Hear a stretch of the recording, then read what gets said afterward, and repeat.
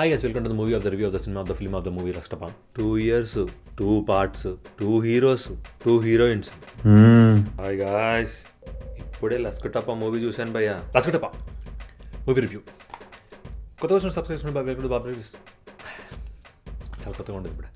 So matter ఏంటంటే ఇప్పుడే లస్కటప్ప movie చూశాను. Movie of the review of the cinema of the film of the కష్టపడి తీసారు అని మనకేమొచ్చిందిరా అంటే తెలియదు. ఫస్ట్ ఆఫ్ ఆల్ ఈ మూవీలో పాజిటివ్స్ గురించి మాట్లాడుకోవాలంటే హీరో అండ్ హీరోయిన్ భయ్య వాళ్ళిద్దరి మధ్యలోనే యాక్షన్ సీన్స్ చాలా బాగున్నాయి భయ్య. బాబోయ్ మ్యాడ్నెస్ అసలు ఒక్క సీన్ ఉంటుంది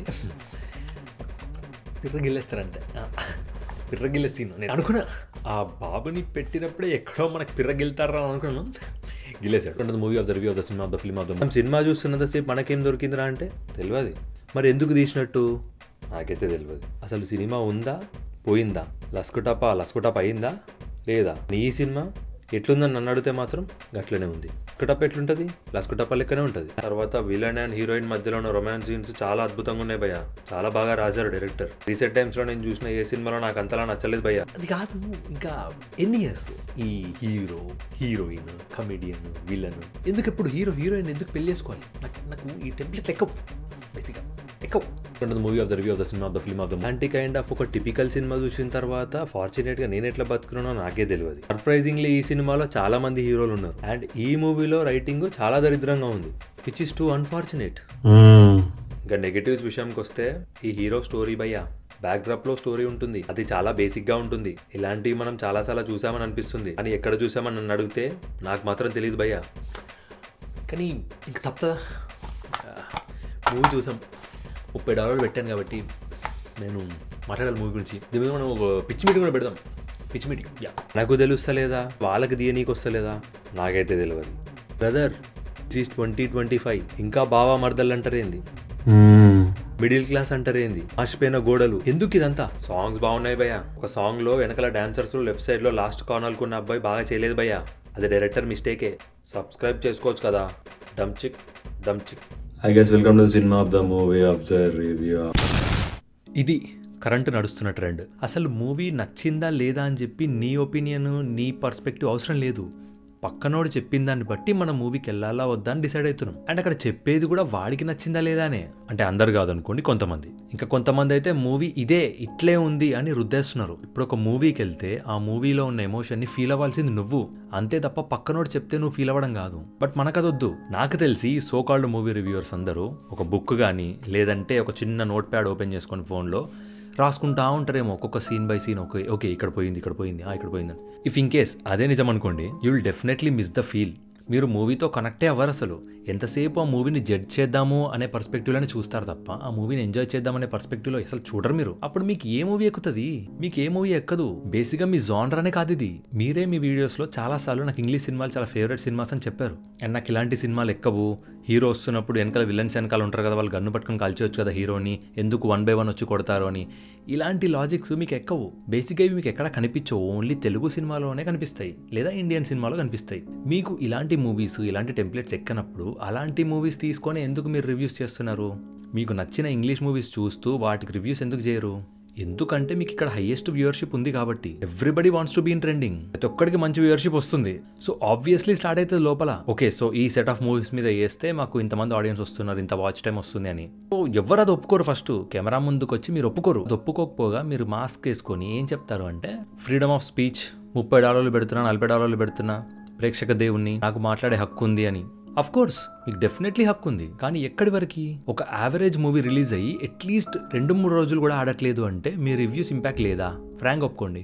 మూవీ ప్రీమియర్ పడంగానే ఫస్ట్ నేనే రివ్యూ వేసేయాలి, ఫస్ట్ నాదే ఉండాలి, నా ఛానల్లోనే రివ్యూ రావాలి ఫస్ట్ అని చెప్పేసి అదొక స్వార్థం ఉంటుంది కదా. ఆ స్వార్థంతో మీరు చేస్తున్న వీడియోస్ మ్యాట్ని కల్లా సినిమాని ముంచేస్తున్నాయి. మనకు స్క్రీన్ మీద కనిపించే 3 hours సినిమా వెనకాల కొన్ని డేస్ కొన్ని మంత్స్ ఆఫ్ కష్టం ఉంటుంది. అన్నీ మీకేం తెలియనివి కావు. అంటే ఇప్పుడు మీరు వచ్చానొచ్చు, ఇప్పుడు బాలేని సినిమాలు కూడా నడిపియాలా అని. చాలా సందర్భాల్లో హీరోసే చెప్పారు సినిమా బాలేకపోతే మీరు విసురు అవతల కొట్టండి అని. ఆ రైట్ పబ్లిక్ ఉంది. మీరు కూడా వన్ ఆఫ్ ది ఆడియన్సెసే. కానీ మిమ్మల్ని స్ట్రిక్ట్ గా ఫాలో అయ్యే సెట్ ఆఫ్ ఆడియన్స్ ఉన్నారు. సో వాళ్ళ మైండ్ ఖచ్చితంగా డీవియేట్ అవుతుంది కదా. అండ్ సర్ప్రైజింగ్లీ కొంతమంది ఆడియన్స్ అయితే మూవీ చూస్తున్నప్పుడు కానీ లేదా మూవీ రిలీజ్ అవ్వకముందే ఇంకొక 2-3 daysలో రిలీజ్ ఉంది అనుకోండి, ఆ మూవీ రిలీజ్ అయిన తర్వాత వీడేం మాట్లాడతాడు, వాడేం మాట్లాడతాడు, అసలు వీడు ఎలా రివ్యూ ఇస్తాడో చూడాలి, ఈ మూవీ మీద వాడెలా రివ్యూ ఇస్తాడో చూడాలి, వాడు ఎన్ని టమాటాలు ఇస్తాడు, ఎన్ని ఆలుగడ్డలు ఇస్తాడో చూడాలి. ఎందుకు ఇవన్నీ? నువ్వు మూవీని ఎంజాయ్ చేయడానికి పోయి వాడు ఏం మాట్లాడతాడో ఇప్పుడే నువ్వు మైండ్లో పెట్టుకొని దాని పర్స్పెక్టివ్లో మూవీ చూస్తుంటావు. దానివల్ల నీకు ఇంత కూడా ఎంటర్టైన్మెంట్ దొరకదు. నిజంగా చెప్పాలంటే ఇది ఒక చాలా సెన్సిటివ్ టాపిక్. ఇప్పుడు ఎక్కువ మాట్లాడేస్తే ఫ్రీడమ్ ఆఫ్ స్పీచ్ని తొక్కేస్తున్నాము అనే విధంగా వస్తుంది. మరి తక్కువ మాట్లాడామనుకోండి మన సినిమా చచ్చిపోయే ఛాన్స్ ఉంది. అండ్ ఈ మధ్య ఒక కొత్త లాజిక్ వస్తుంది. ఏంటి అంటే ఆడియన్స్ ఎవరైనా కింద కామెంట్స్లో వాళ్ళకి నువ్వు ఒకసారి మూవీ తీసి మాట్లాడరా మూవీ గురించి అని అంటున్నారు. అప్పుడు మనోళ్ళు ఏమంటున్నారంటే అంటే మూవీ తీస్తేనే మూవీ గురించి మాట్లాడాలా, మూవీ తీసే కెపాసిటీ ఉంటేనే మూవీ గురించి మాట్లాడాలా అంటున్నారు. ప్రతి ఒక్కడికి తెలుసు ఆన్సర్ అవును అని, కానీ ఎవడు ఒప్పుకోడు.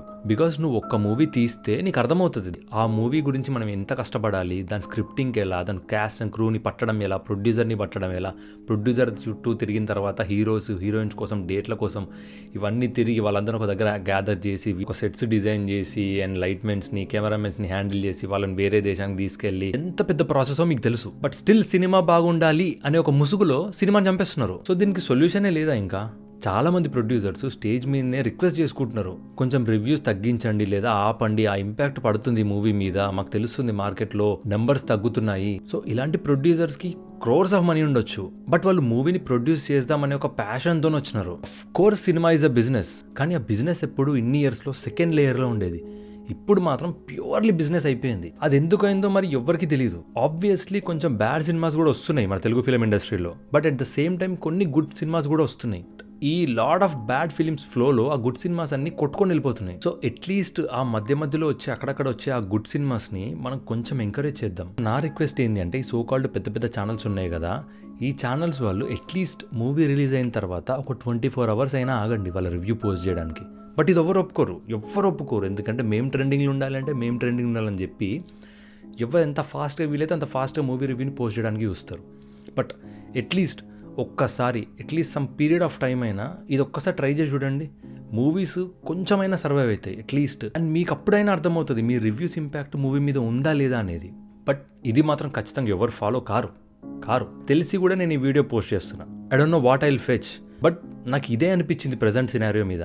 TFI కమర్షియల్ మూవీస్ టెంప్లెట్స్ నచ్చకపోతే please you don't give reviews on these movies. మీకు నచ్చిన మూవీస్ మీద రివ్యూస్ ఇచ్చుకోండి and you grab audience from there. Just viewership కోసమే, మీకు వాచ్ టైం కోసమే మీరు ఈ పనులు చేస్తున్నారు. That's pretty sure. ఎవరు ఒప్పుకోరు దాన్ని. సో ఇప్పటికైనా సినిమా బాగుండాలి.